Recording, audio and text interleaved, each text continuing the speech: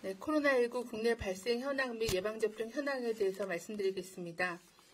4월 5일 기준으로 국내 발생 신규 확진자는 449명이며 해외 유입 사례는 24명이 확인되어 현재까지 총 누적 확진자는 10만 5,752명입니다.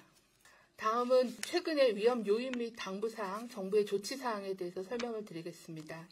가장 먼저 첫 번째 위험 요인은 지역사회 감염원의 누적입니다.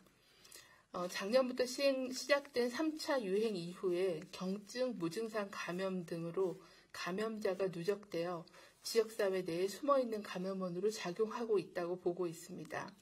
방역당국은 유증상자에 대한 검사를 강화하고 특히 유행지역에 대해서는 지역주민 일제검사, 고위험시설 선제검사 점검 등 방역 조치를 지속적으로 추진하겠습니다.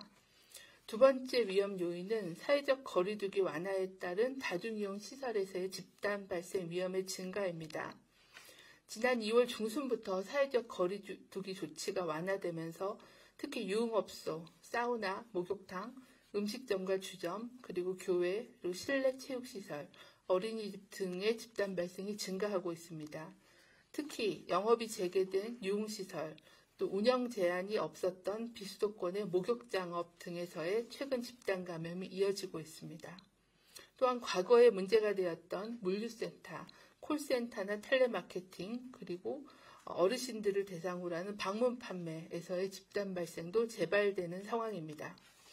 이에 따라서 다중이용 시설의 경우에는 강화된 기본 방역 수칙 이행을 의무화를 시행하고 또 현장에서의 이행 점검 그리고 조치를 강화할 계획입니다.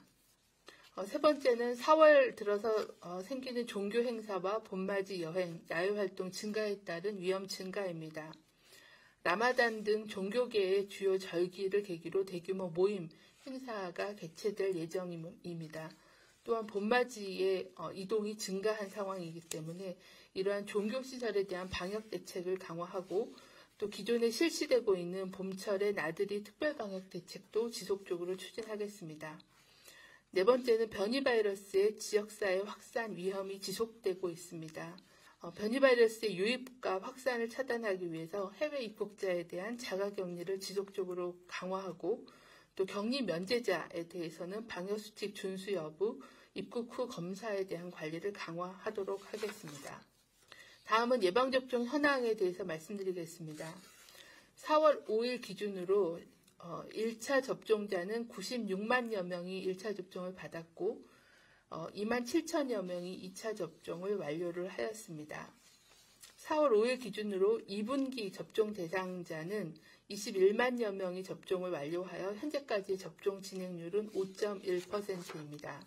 1분기의 접종 대상자는 현재까지 85.6%의 접종률을 보여주고 있습니다. 다음은 이상반응 발생 현황입니다. 어제는 신규로 7건이 증가돼서 1,997건에 대한 이상반응 신고가 있었습니다. 대부분은 근육통, 두통, 발열, 오한, 메스꺼움 등의 사례가 98.6%로 대부분이었습니다.